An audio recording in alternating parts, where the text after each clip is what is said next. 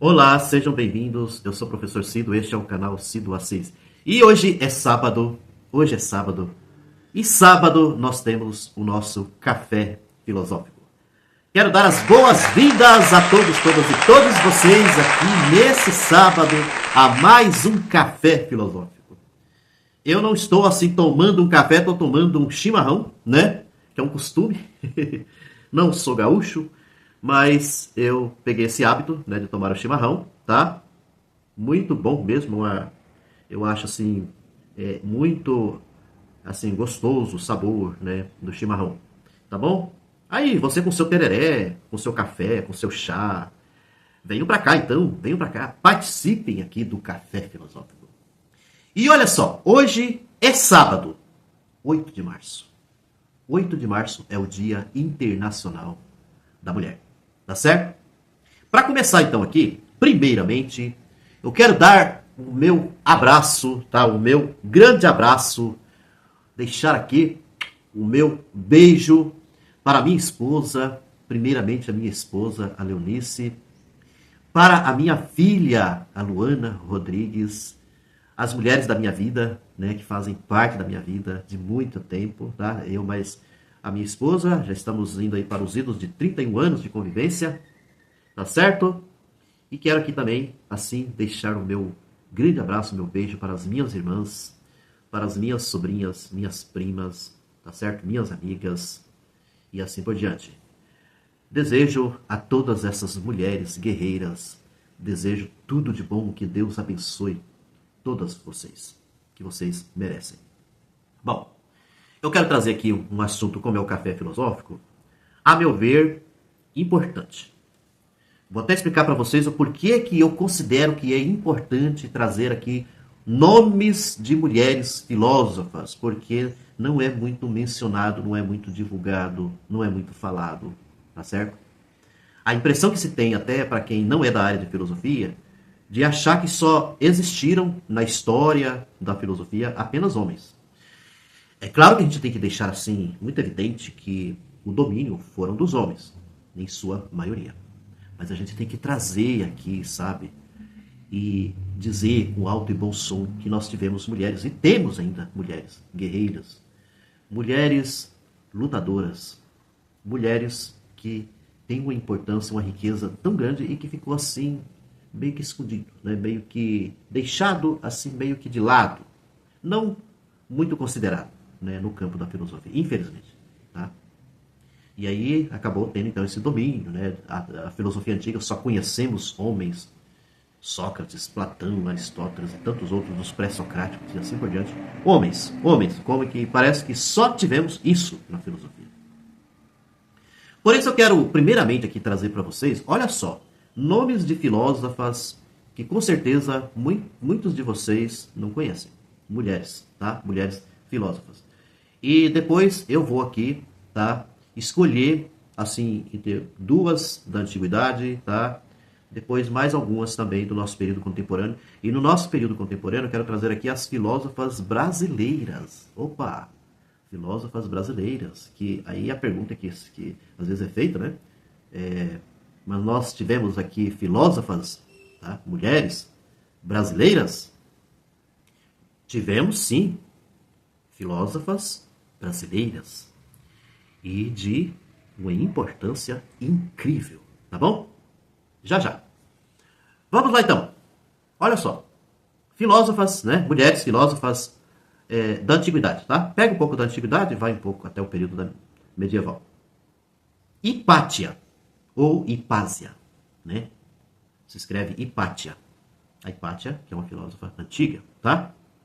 Aspásia, outra filósofa. Hipárquia, outra. Temistocleia, outra também. Teano, tá? Diotima de Mantineia. Diotima de Mantineia.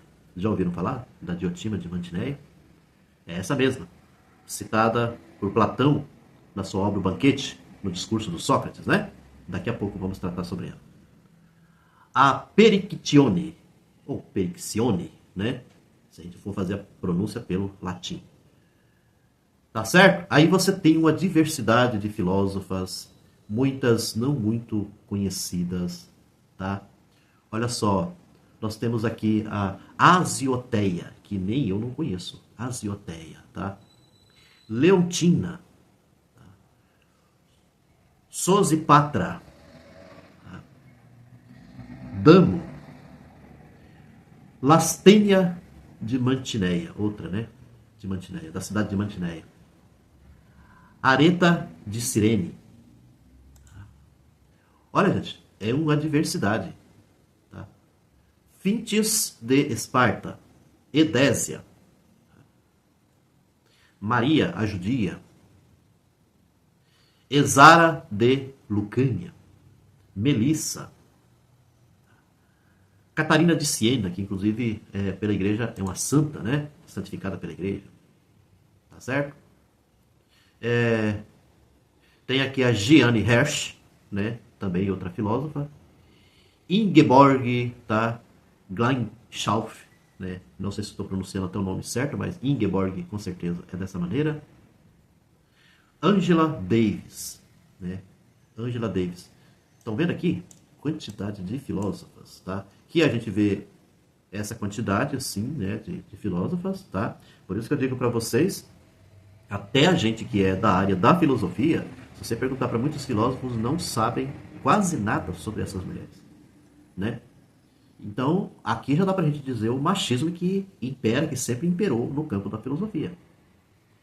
E que essa valorização, né, às mulheres, ao pensamento, sabe, à filosofia dessas mulheres deveria, sabe, estar aí junto com os grandes filósofos, com certeza, tá certo? E no entanto e aí com toda certeza o que a gente não sabe, não tem justificativa, nada que justifique isso, do fato dessas mulheres não ter assim tanta expressão.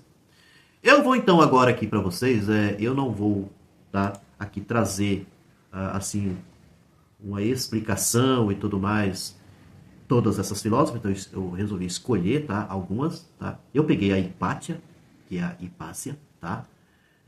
Então a Hipátia, olha só, ela é de Alexandria, do ano de 415, tá certo?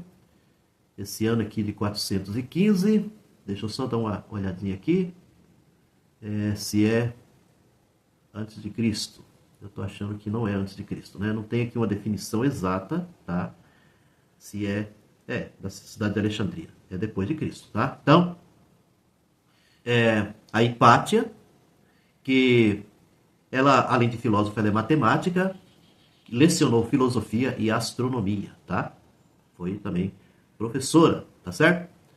Ela faz parte da tradição da Academia de Atenas, de Platão, tá? Então ela tá nessa linha aí dos neoplatônicos, né?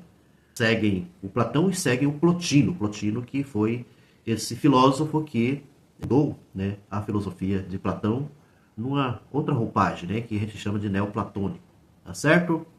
De acordo com a única fonte contemporânea, Hipátia foi assassinada por uma multidão de cristãos depois de ser acusada de exacerbar um conflito entre duas figuras proeminentes em Alexandria: o governador Orestes e o bispo de Alexandria, Cirilo de Alexandria.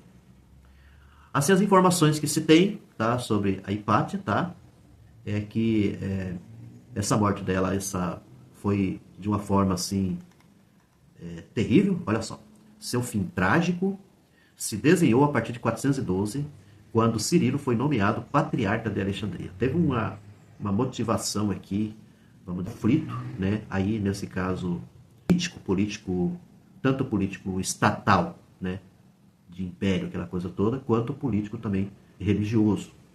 Isso com certeza, com toda certeza, a gente tem assim que essa filósofa, a Hipátia, ela incomodou, né? Ela estava incomodando. Por isso que ela sofreu essa consequência, incomodando no sentido de pessoa mais crítica, né? Com toda certeza, pessoa mais crítica que o campo da filosofia tem isso. E também uma coisa que a gente não pode esquecer, o fato dela ser mulher, que o machismo imperava nesses períodos da antiguidade. Isso é muito evidente na história, a gente constata isso, tá certo? Então, e aí então tem todo um contexto aqui que vai tratar um pouco sobre a morte dela, tá?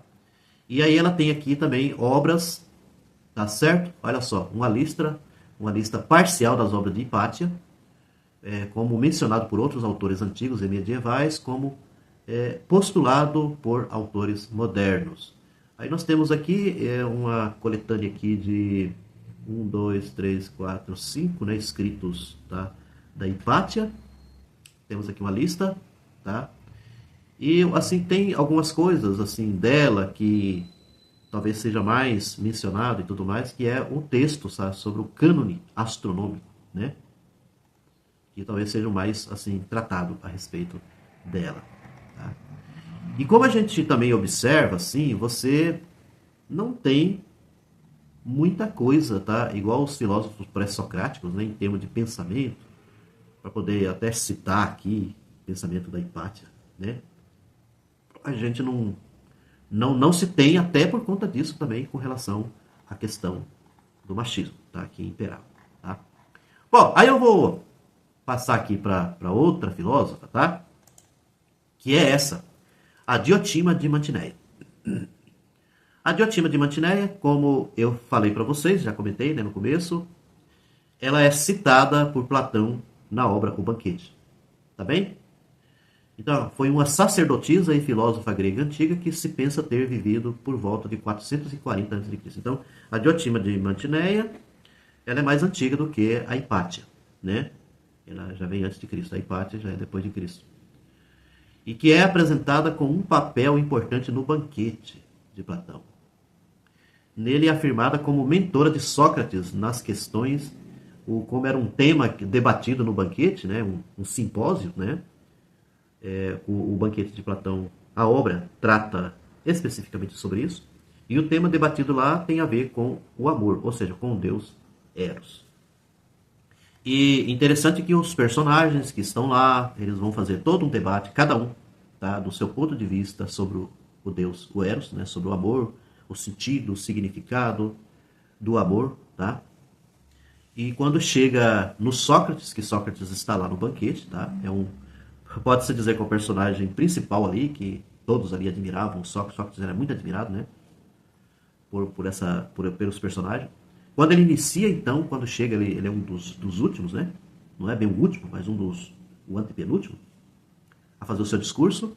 Ele vai dizer, então, que sobre o Deus Eros, sobre o amor, que todo o seu discurso foi passado para ele de Mantineia. Ele vai dizer que o que ele passa ali, todo aquele discurso dele, tem a ver, então, com o que ensinou para ele a Diotima de Mantineia. Isso tem um caráter, assim, vamos dizer, muito interessante, principalmente assim na obra de Platão, tá? Mesmo que alguns possam até considerar que isso seja assim muito pequeno, né, do ponto de vista da valorização da mulher, essa coisa toda, porque assim, a sociedade ali grega daquele tempo, gente, não era brincadeira. Mulher não era nem citado, né? Não era nem citado. Se tivesse presença de mulheres ali, com certeza não teve nada, nenhuma consideração sobre isso. E então o Sócrates, né, assim como Platão, usando o Sócrates enquanto personagem, vai de repente assim trazer um discurso que foi ensinado por uma mulher. Isso era muita coisa. Isso era muita coisa. Por isso que nas obras de Platão se considera assim que a valorização à mulher tem também alguma coisa de valorização ao escravo também, de dar direito de voz, essa coisa toda ao escravo, tá? Porque tem isso também em Platão. Então, essa questão aqui é bem interessante e eu diria assim que na exposição, né, que Sócrates vai fazer ali, que foi passado pela Diotima de Mantineia, vai falar sobre essa coisa do amor, que esse amor que nós consideramos aqui apenas esse amor material, esse amor, né, a vivência do amor que nós já conhecemos muito bem no nosso mundo, né, material, essa coisa toda, o Sócrates vai considerar que, né, conforme o que ensinou a Diotima, que isso é importante, isso faz parte, né? Tudo começa por aqui. mas que não fica apenas aqui. Há uma espécie de ascensão, uma espécie de evolução, né? O amor, ele precisa ter esse processo evolutivo, esse processo de crescimento, até você chegar a um cume, né? Uma altura, algo mais elevado, de um amor mais perfeito, um amor que seria o amor dos amores, né? De todos, tá bem? Que é a sabedoria, né? Que é a sabedoria. E aqui tem toda uma definição muito interessante sobre a questão do filósofo, ou da filósofa, né? O trabalho do filósofo é esse, então. É esse amor, um amor que ele é crescente, um amor que se desenvolve, que vai chegar até a sabedoria. Tá certo?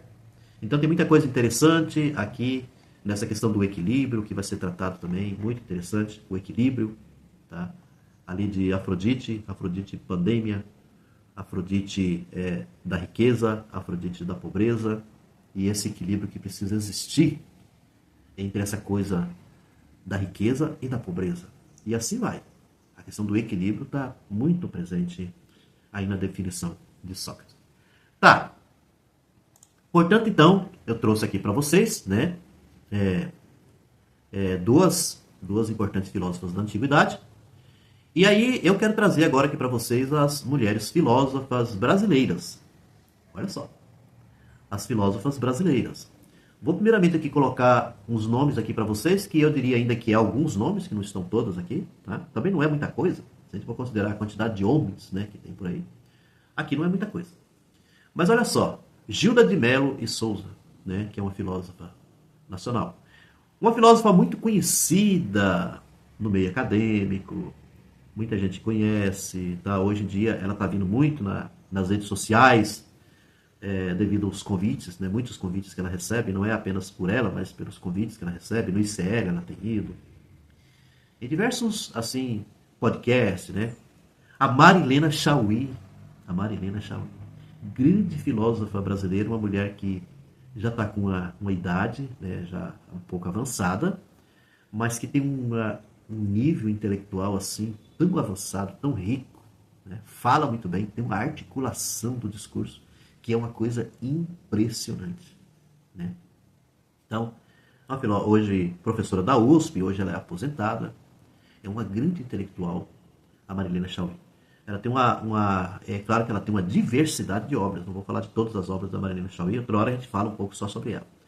Mas o Convite à Filosofia, que é um livro, eu falo dele porque é muito conhecido, que a gente até trabalha aqui na faculdade, né? Esse livro. Então tá aí, Marilena Chaui, tá? E aí nós temos uma categoria aqui de mulheres negras filósofas, olha só. A Lélia Gonzalez, Djamila Ribeiro. A Djamila Ribeiro acaba sendo assim conhecida até nas redes sociais também, tá?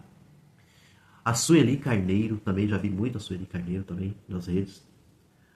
A Tessa Moura Lacerda, tá? Catiúcia Ribeiro, também negra, tá? Eu dou esse destaque assim pelo fato de dizer assim, a mulher negra, por quê? Porque também, esse é um outro problema também que a filosofia perdurou durante muito tempo, a pouca presença de negros, por exemplo, na filosofia, e de negras também na filosofia. E se a gente dá esse destaque, além de mulher e negra, é muito importante. Importante demais. Aí temos aqui Sônia Viegas, tá? Jeanne Marie Guilleban. A Jeanne Marie, que é uma professora muito conhecida na PUC de São Paulo, né? A Jeanne Marie, grande filósofa, professora. E tem uma outra aqui que com certeza muitos de vocês devem conhecer, a Lúcia Helena Galvão, que está aí presente, tá? Também nas redes sociais, muito presente. Eu, assim, sou muito impressionado com a inteligência da Lúcia Helena Galvão.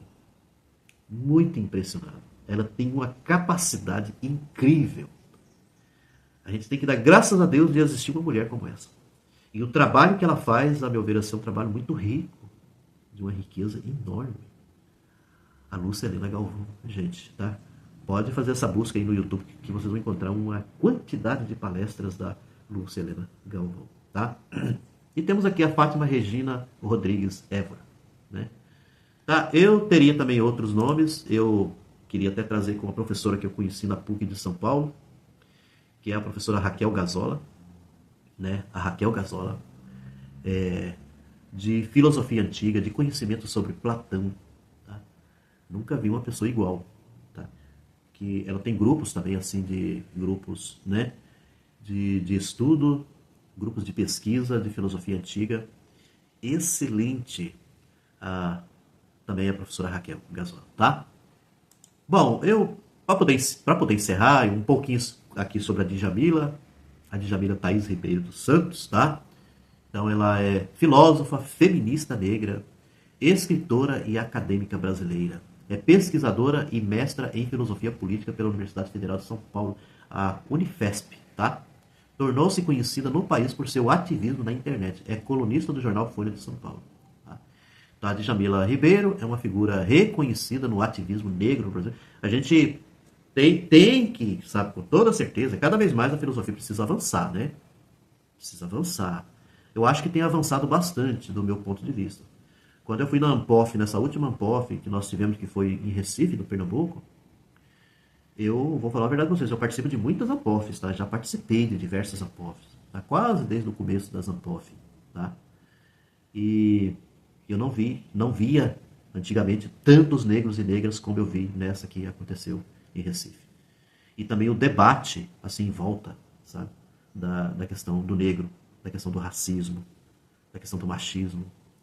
Muito presente na Ampof. Isso é maravilhoso. Isso, para mim, é um avanço dentro do campo da filosofia. Enquanto o mundo caminha por coisas piores, nós temos esse crescimento muito, muito bom, muito interessante, tá?